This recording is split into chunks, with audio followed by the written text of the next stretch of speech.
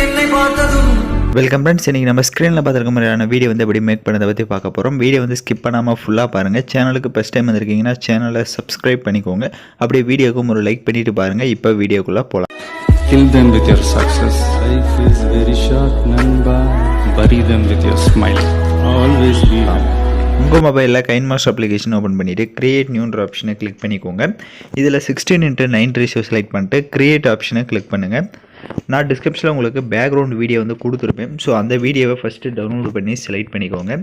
Select பண்ணிவிட்டு அந்த பேக்ரவுண்டில் இருக்க ஆடியோவை ஃபஸ்ட்டு மியூட் பண்ணிக்கோங்க. ஸோ 30 செகண்ட் இருக்கும் அந்த பேக்ரவுண்ட் வீடியோ. உங்களுக்கு எத்தனை செகண்ட் நீங்கள் எடிட் பண்ணுறீங்களோ அத்தனை செகண்ட் செட் பண்ணிவிட்டு எக்ஸ்ட்ரா தேவையில்லை அப்படின்னா நீங்கள் கட் பண்ணிக்கலாம். இப்போ அந்த பேக்ரவுண்ட் வீடியோவை செலக்ட் பண்ணிட்டு ரைட் சைடே ஸ்க்ரோல் பண்ணுங்கள். அட்ஜஸ்ட்மெண்ட் வரும். அதில் ஸ்டேச்சுரேஷன் உங்களுக்கு எந்த அளவுக்கு தேவையோ அந்த அளவுக்கு ஒரு 50 வந்து கொடுத்துட்டு அப்படியே லாஸ்ட் ஆப்ஷன் போங்க. அட்ஜஸ்ட்மெண்ட்லேயே பேக்ரவுண்டோட கலர்ஸ் வந்து உங்களுக்கு சேஞ்ச் பண்ணணும் அப்படின்னா இப்போ ஸ்க்ரீனில் பார்த்தீங்கன்னா தெரியும். இதில் உங்களுக்கு எந்த கலர்ஸ் தேவையோ நீங்கள் அந்த கலர்ஸை கூட நீங்கள் சேஞ்ச் பண்ணிக்கலாம்.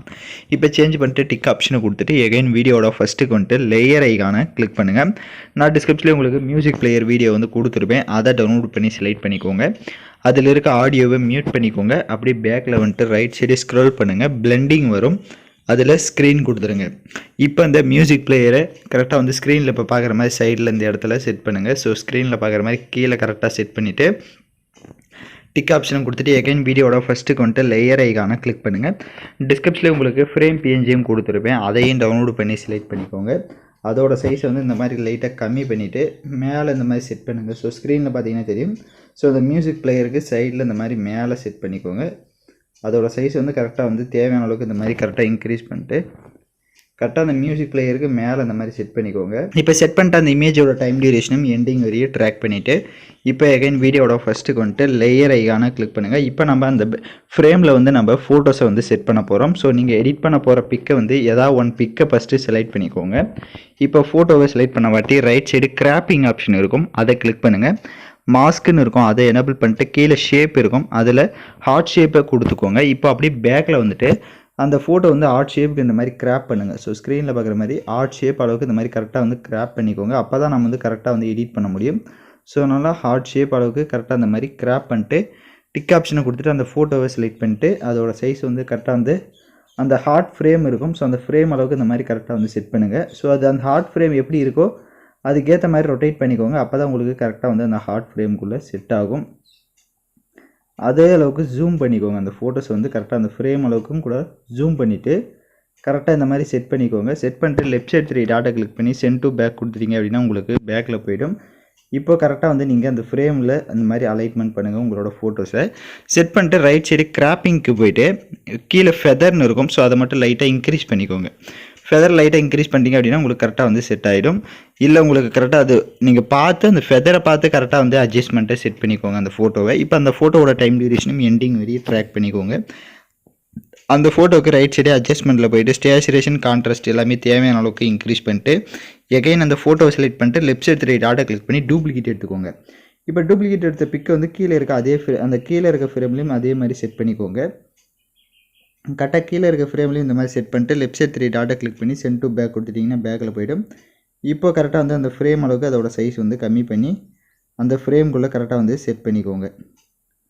ஸோ ஸ்க்ரீனில் பார்க்குற மாதிரி கரெக்டாக வந்து அந்த ஃப்ரேமில் செட் ஆகிற அளவுக்கு உங்களோட ஃபோட்டோஸ் வந்து ரொட்டேட் பண்ணிக்கோங்க. அதுக்கேற்ற மாதிரி ரொட்டேட் பண்ணிங்கன்னா தான் உங்களுக்கு கரெக்டாக வந்து வரும். ஸோ அதனால் அது ஃப்ரேமுக்கு ஏற்ற மாதிரி ரொட்டேட் பண்ணிவிட்டு கரெக்டாக அதோட சைஸ் வந்து செட் பண்ணிக்கோங்க.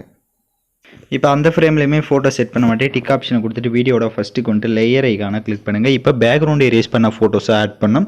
ஸோ உங்களுக்கு உங்களோட ஃபோட்டோஸை பேக்ரவுண்ட் எரேஸ் பண்ண தெரியலனா ஆல்ரெடி நான் பேக்ரவுண்ட் எப்படி எரேஸ் பண்ணணும்னு வீடியோ போட்டிருக்கேன். அந்த வீடியோட லிங்க் டிஸ்கிரிப்ஷனில் கொடுத்துருக்கேன். அந்த வீடியோ பார்த்து உங்களோட ஃபோட்டோஸ் வந்து நீங்கள் பேக்ரவுண்ட் எரேஸ் பண்ணிக்கலாம். இப்போ நான் ஆல்ரெடி எரேஸ் பண்ணி வச்சுருக்கேன் பிக்கே செலக்ட் பண்ணிக்கிறேன். இப்போ ஃபோட்டோ பேக்ரவுண்ட் எரேஸ் பண்ண ஃபோட்டோவை செலக்ட் பண்ணிட்டு அதையும் ஜூம் பண்ணிட்டு நான் எப்படி செட் பண்ணியிருக்கேனோ அந்த மாதிரி சைடாக வந்து இந்த மாதிரி செட் பண்ணிக்கோங்க. ஸ்க்ரீனில் பார்க்குற மாதிரி இந்த சைடில் வந்து உங்களோட ஃபோட்டோஸ் வந்து கரெக்டாக வந்து செட் பண்ணிக்கோங்க.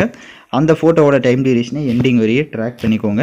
அந்த ஃபோட்டோவுக்கு ரைட் சைடு அட்ஜஸ்ட்மெண்ட்டில் போய்ட்டு ஸ்டேச்சுரேஷன் அப்புறமா கான்ட்ராஸ்ட் எல்லாமே தேவையான அளவுக்கு இன்க்ரீஸ் பண்ணிட்டு டிக் ஆப்ஷனை கொடுத்துட்டு எகைன் வீடியோட ஃபஸ்ட்டுக்கு வந்துட்டு லேயர் ஐகானை கிளிக் பண்ணுங்கள். டிஸ்கிரிப்ஷனில் லைட் எஃபெக்ட் வீடியோனும் கொடுத்துருப்பேன். அதையும் டவுன்லோட் பண்ணி செலக்ட் பண்ணிக்கோங்க. அதில் இருக்க ஆடியோவை மியூட் பண்ணிடுங்க. அப்படியே பேக்கில் வந்துட்டு ரைட் சைடே ஸ்க்ரோல் பண்ணுங்கள், ஸ்ப்ளிட் ஸ்க்ரீன் இருக்கும், அதில் ஃபுல் ஸ்க்ரீன் கொடுத்துட்டு எகைன் பேக்கில் வந்துட்டு ரைட் சைடே அட்ஜஸ்ட்மெண்ட்டில் ஸ்டேச்சுரேஷனை ஒரு 40 கொடுத்துட்டு பேக்கில் வந்துட்டு அப்படியே கீழே பிளெண்டிங்கில் வந்து ஸ்க்ரீன் கொடுத்துக்கோங்க.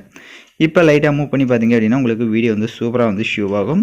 இப்போ நம்ம சாங்ஸை வந்து ஆட் பண்ணிக்கலாம். வீடியோட ஃபஸ்ட்டு கொண்டு லேயர் ஐகானை கிளிக் பண்ணுங்கள். நான் யூஸ் பண்ணுற சாங்கோட லிங்க் டிஸ்கிரிப்ஷனில் வீடியோவாக கொடுத்துருப்பேன்.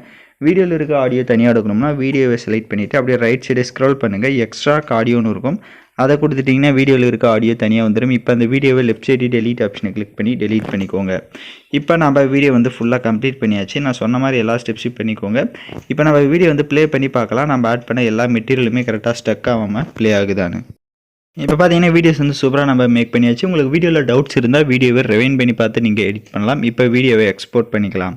ஓகே ஃப்ரெண்ட்ஸ், இந்த வீடியோ பிடிச்சிருந்தால் லைக் பண்ணுங்கள், ஷேர் பண்ணுங்கள், சப்ஸ்கிரைப் பண்ணிட்டு கூட இருக்க பெல் பட்டனையும் கிளிக் பண்ணிக்கோங்க. அப்போ தான் நம்ம சேனல்ஸில் போடுற எல்லா வீடியோஸோட நோட்டிஃபிகேஷன்ஸும் உங்களுக்கு உடனடியாக வரும்.